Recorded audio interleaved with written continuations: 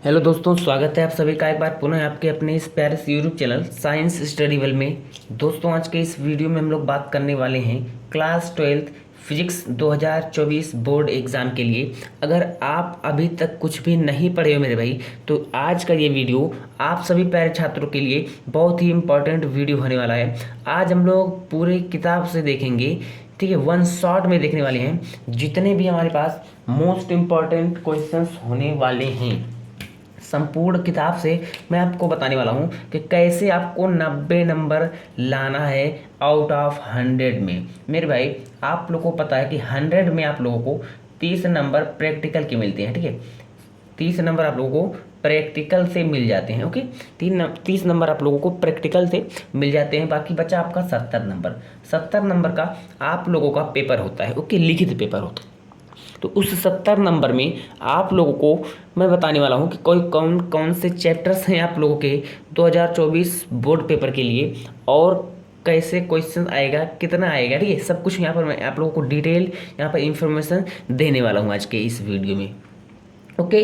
तो अगर आप भी हमारे चैनल पर दोस्तों पहली बार आए हो तो जो चैनल को हमारे सब्सक्राइब जरूर कर लेना, और अगर सब्सक्राइब कर लियो तो अपने दोस्तों के साथ शेयर भी जरूर करना दोस्तों, ठीक है। तो ये बात कर लेते हैं सबसे पहले हम लोग कि फिजिक्स की पूरे साल की तैयारी। जी हाँ दोस्तों, अगर अभी तक आपने कुछ भी नहीं पढ़ा है, कुछ भी नहीं लिखा है, तो भी आप 90 नंबर ला सकते हो, ये मेरी गारंटी है। लेकिन अभी आपके पास जितनी भी 3 से 4 मंथ का टाइम है, ठीक है, 3 से जो भी 4 मंथ का आप लोगों के पास टाइम है, ये पूरे जी और जान से, जैसे कहते हैं कि जी और जान, तो जी और जान लगा दो आप। अपनी गारंटी है कि आप 90% अचीव कर सकते हो। कोई बहुत बड़ी बात नहीं है मेरे भाई, ठीक है। तो आइए बात कर लेते हैं सबसे पहले कि पूरे फिजिक्स की जो पूरा फिजिक्स है, हम लोग कैसे पूरे साल की तैयारी इस 3 से 4 मंथ में हम लोग करें, ठीक है दोस्तों। तो आइए हम लोग बात कर लेते हैं। कुछ इंपॉर्टेंट क्वेश्चन भी मैं आप लोगों को बताऊंगा।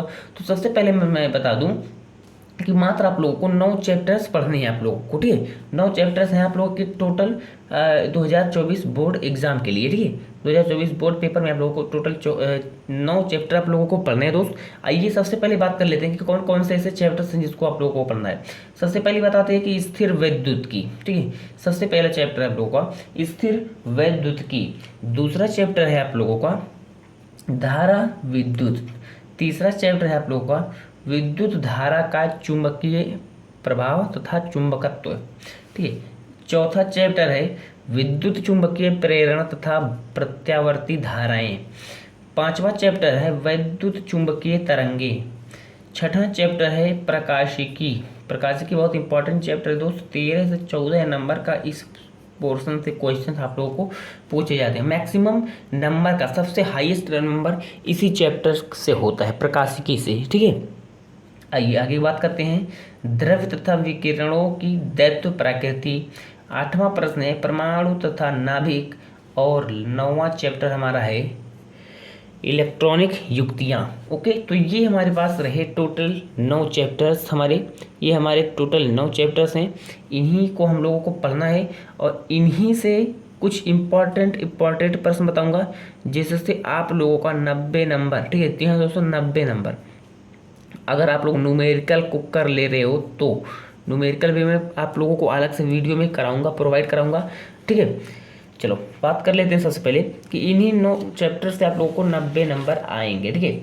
अब हम आप लोगों को बताने वाले हैं कि क्या क्या आप लोगों को पढ़ना है, कैसे पढ़ना है, कितना पढ़ना है, ठीक है। तो ध्यान से देखना मेरे भाई। सबसे पहले तो बोर्ड पेपर में आप लोगों को बहुविकल्पीय प्रश्न आते हैं, ठीक है। बोर्ड पेपर में आप लोगों को बहुविकल्पीय प्रश्न आते हैं। तो इसके लिए आप लोगों को कम से कम 100 क्वेश्चंस पढ़ लेने हैं मेरे भाई, और जो कि कौन कराएगा, हम कराएंगे। 100 क्वेश्चन आप लोगों को तैयार कर लेना है। किसके लिए, बहुविकल्पीय प्रश्नों के लिए। गारंटी है 5 क्वेश्चन यहाँ से आते हैं 5 नंबर के, मतलब एक क्वेश्चन आता है 1 नंबर का, ठीक है। तो 5 क्वेश्चन आएंगे और 5 नंबर का आएगा आप लोगों को। तो कम से कम 100 क्वेश्चन जो कि आप लोग जब तैयार कर लोगे, ठीक है, तो उसी में से फंस जाएगा, ये गारंटी है। तो 20 MCQ का मैं एक एक वीडियो लेके फिर आऊँगा, और आपको सॉल्व भी कराऊंगा वहाँ पे कि कैसे आया, क्या आया, ठीक है। न्यूमेरिकल भी इसमें रहेंगे छोटे छोटे। तो ये सब मैं आप लोगों को करवा दूंगा, इसकी टेंशन नहीं लेनी है, ठीक है। अब देखो सभी डेरिवेशंस इसका भी वीडियो मैं आप लोगों को प्रोवाइड करा दूंगा भाई। कुछ डेरिवेशंस हो गई हैं, मैंने कुछ करवा दिया है। जैसे कि इससे पहले मैंने एक और लेक्चर बनाया था वीडियो, जिसमें 1 से लेकर के क्लास मतलब चैप्टर 1 से लेकर के चैप्टर नंबर 3 तक के सभी इंपॉर्टेंट्स जितनी भी इम्पॉर्टेंट चीज़ें थी बताई थी। तो सबसे पहले जैसे हम लोगों ने देखा था विद्युत द्विध्रुव की अक्षीय व निरक्षीय स्थिति, ठीक है। तो ये देखो मोस्ट इम्पॉर्टेंट है। यहाँ पर हो गया गॉस प्रमेय का उल्लेख कीजिए, मतलब गॉस के नियम बताइए, और इसकी सहायता से अनंत लंबाई के पतले आवेशित तार के कारण किसी बिंदु पर वैद्युत क्षेत्र की तीव्रता के लिए व्यंजक प्राप्त कीजिए, मतलब ये उसका अनुप्रयोग है। तो गॉस का नियम और गॉस का अनुप्रयोग आना ही आना है, बहुत ही इंपॉर्टेंट प्रश्न है ये मेरे भाई, ठीक है। तो ये हो गया हमारे पास। इस तरीके से देखो वैद्युत द्विध्रुव के कारण निरक्षीय व अक्षीय स्थिति पर वैद्युत विभव के सूत्र का निगमन कीजिए। तो ये सब चीज़ें मैंने आपको पढ़ा दी है। इधर ये भी पढ़ा दिया कि संधारित्र क्या होता है और संधारित्र की धारिता हम लोग कैसे कहते हैं, ठीक है। तो ये सब जितनी भी डेरिवेशन से देखो व्हीट स्टोन सेतु का संतुलित विभवमापी, ये सब चीज़ें मैंने पढ़ा दी। इधर किरचॉफ का नियम भी मैंने पढ़ा दिया, बायो सेवार्ट का नियम भी मैंने पढ़ा दिया। तो ये सब इंपॉर्टेंट चीज़ें हैं, चाहो तो आप स्क्रीनशॉट ले सकते हो, या चाहो तो आप लोग धीरे धीरे पॉज करके वीडियो को, ठीक है, लिख भी सकते हो दोस्त, ठीक है। तो इस तरीके से बहुत ही इंपॉर्टेंट है। अब देखो सभी महत्वपूर्ण नियम, ये मैं डेरिवेशंस आप लोगों को कुछ करवा चुका हूँ, और जैसा आप लोग बोलोगे तो फिर से मैं ये सब, जैसे अच्छी स्थिति निरक्षीय स्थिति और जितने भी डेरिवेशंस हो गए, जैसे गॉस प्रमेय का अनुप्रयोग जो भी हो गया, 3 अनुप्रयोग है इंपॉर्टेंट, उसको भी मैं करवा दूंगा। इधर चुंबक वाले चैप्टर में बहुत सारे डेरिवेशंस हैं, उसको भी मैं करवा दूंगा, वो तो भी मैंने करवाया ही नहीं है, ठीक है। तो वो सब तो मैं आपको करवा दूंगा।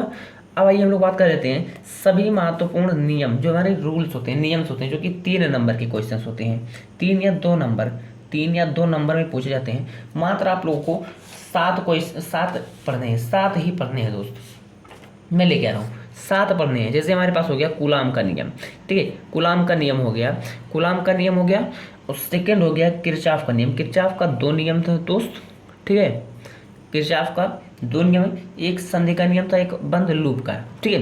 तो इन दोनों नियम को पढ़नी है। अगर ये सब आप लोग नहीं जानते हो यूट्यूब पर जाना और लिखना किरचॉफ का नियम बाय साइंस स्टडी वेल, आपको सबसे ऊपर देखने को मिल जाएगा। बहुत ही अच्छे तरीके से मैंने वहाँ पर आपको पढ़ाया है। इधर अगर देखना है तो देखो कूलाम का नियम, अगर देखना है कूलाम का नियम बाय साइंस स्टडी वेल करोगे तो आपको सबसे पहले ऊपर ही आप लोगों को हमारा वीडियो मिल जाएगा। इधर एम्पियर का नियम, ये फैराडे के नियम अभी तक हमने नहीं पढ़ाया है, बहुत ही जल्द इसको भी पढ़ा देंगे। और लेंज का नियम भी मैंने आप लोगों को नहीं पढ़ाया है, ये भी मैं पढ़ा दूंगा। तो ये सब इम्पॉर्टेंट है। अगर इतना आप लोग रूल्स को पढ़ करके जा रहे हो, इतने नियम को अगर आप लोग पढ़ करके जा रहे हो बोर्ड एग्जाम में, तो पक्का दोस्त इसी में से आपका क्वेश्चंस फंसेगा और कहीं से नहीं आएगा। इधर बायो सेवार्ट का नियम भी मैंने करा दिया है, हाइगेंस का नियम नहीं कराया है अभी, इसको भी कर दूंगा। इसमें केवल फैराडे का नियम, लेंज का नियम और हाइगेंस का नियम मैंने आपको नहीं बताया है, नहीं तो सभी वीडियोस आप लोगों को हमारे यूट्यूब पर प्रोवाइड मिल जाएंगे दोस्त, ठीक है। तो मात्र इतना ही आप लोगों को पढ़ के जाना है। इतने नियम को अगर आप लोग पढ़ के जा रहे हो दोस्त, तो आपको जो यहाँ से कम 2 नियम देखने को मिल सकते हैं। 2 नहीं तो 1 तो मिलेंगे ही मिलेंगे मेरे भाई, मैक्सिमम 2, क्योंकि मैक्सिमम 2 ही पूछा जाता है, क्योंकि यहाँ पे और डेरिवेशंस और होती हैं, ठीक है, और परिभाषा हैं। जैसे यहाँ पर देखो मैंने पिछले लेक्चर में एक वीडियो बनाया था, तो उसमें बताया था समविभव पृष्ठ क्या होता है। तो ये सब जो चीज़ें हैं देखो, इधर अनुगमन वेग तथा धारा घनत्व में इधर देखो संधारित्र कैसे कहते हैं, ये सब बहुत ही इंपॉर्टेंट क्वेश्चंस होते हैं मेरे भाई, जो कि आपके देखो 2 से 3 नंबर में ये भी पूछे जाते हैं। और ये परिभाषा टाइप के होते हैं, ठीक है, परिभाषा टाइप के होते हैं। यहाँ पर आप लोगों को परिभाषा के साथ साथ इनका फॉर्मूला को भी लिखना रहता है, ड्राइव नहीं करना रहता है, केवल फॉर्मूला को लिखना रहता है और यूनिट को लिखना रहता है।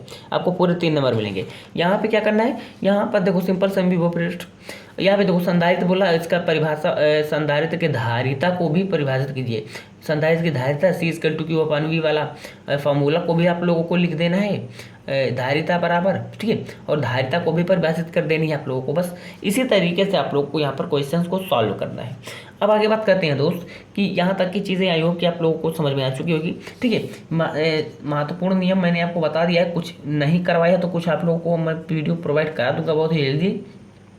और डेरिवेशंस मैं आप लोगों को बहुत ही जल्द कराने वाला हूँ। वो विकल्पीय प्रश्न भी मैं आप लोगों को 5 वीडियो में 20-20 MCQ करके एक एक को मैं सॉल्व करा के एक को मैं सॉल्व करा के कि कैसे करना है, ये यहाँ पर इसका आंसर ये ही क्यों आया, ठीक है, सब कुछ अच्छे से मैं आप लोगों को एक्सप्लेन कर दूंगा। अब हम लोग बात कर लेते हैं कुछ इंपॉर्टेंट व्यंजक पर, जैसे कुछ इंपॉर्टेंट व्यंजक हो गया, ठीक है। तो सबसे पहले हम लोग बात कर लेते हैं दोस्त गॉस का नियम। देखो गॉस का नियम एवं अनंत लंबाई के एक समान आवेशित, ठीक है ना। ये देखो क्वेश्चन एक बार फिर से आ गया यहाँ पे।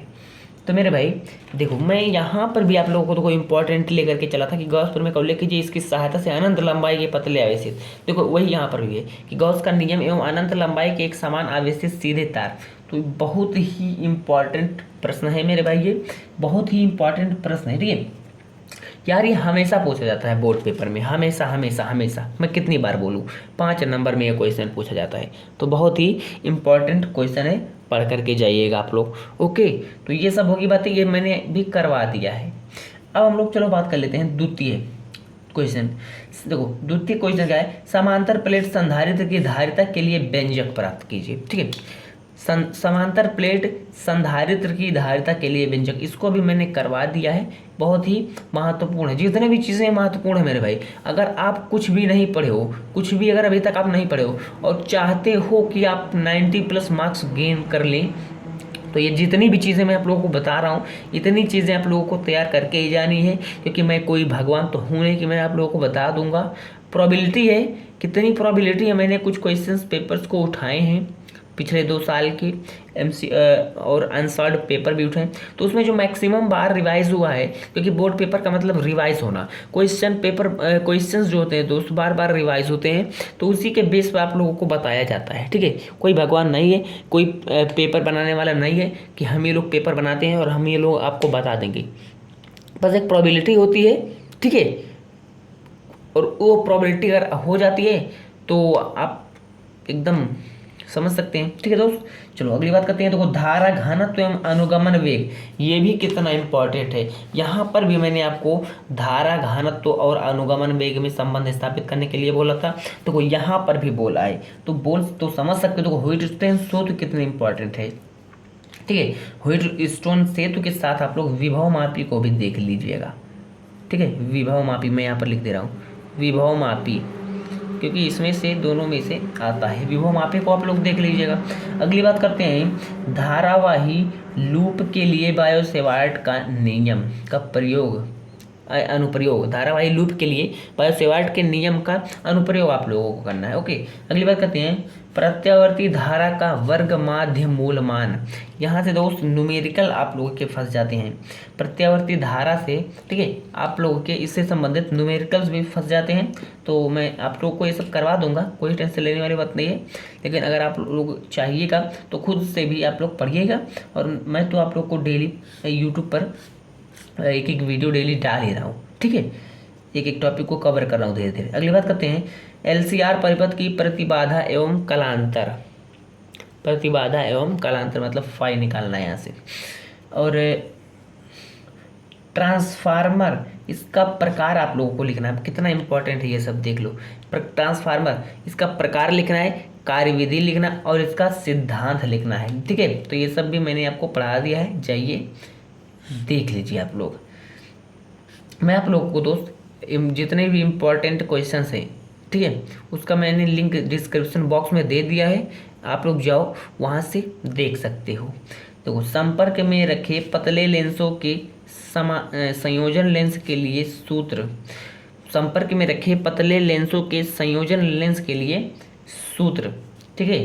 ये देखो लेंस मेकर सूत्र कितना इंपॉर्टेंट है, ये कितना इंपॉर्टेंट, कितनी बार पूछा गया यार, कितनी बार पूछा जा रहा है ये।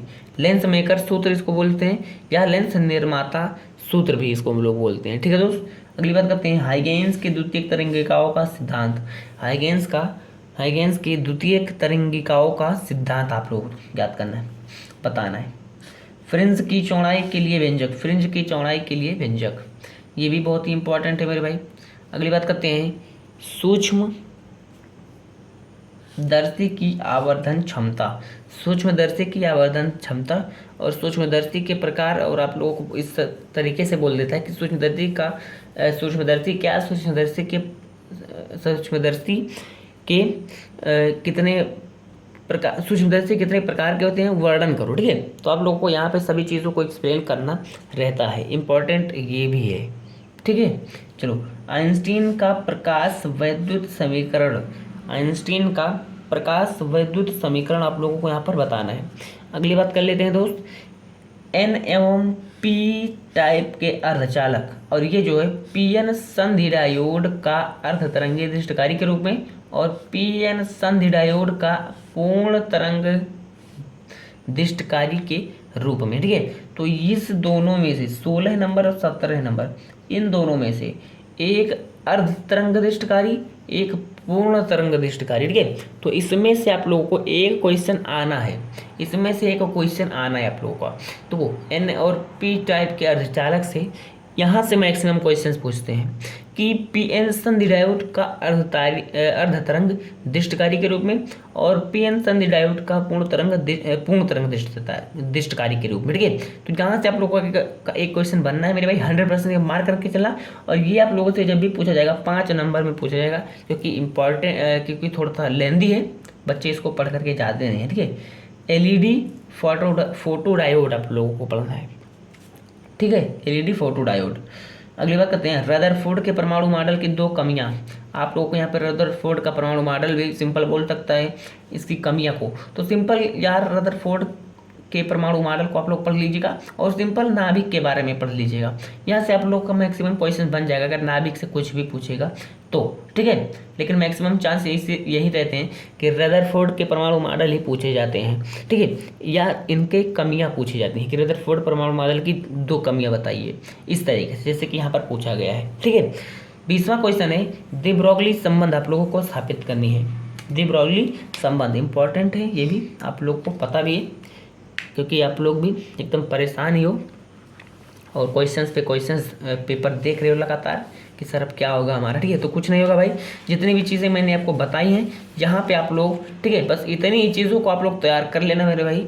और ये गारंटी है कि पूरी तरीके से आप लोगों को 90 नंबर लाने से, 90+ नंबर लाने से कोई नहीं रोकेगा। बस आप लोग पूरे जैसे यहाँ पर लिखा ना कि जी और जान लगा के आप लोग मेहनत कर लीजिए।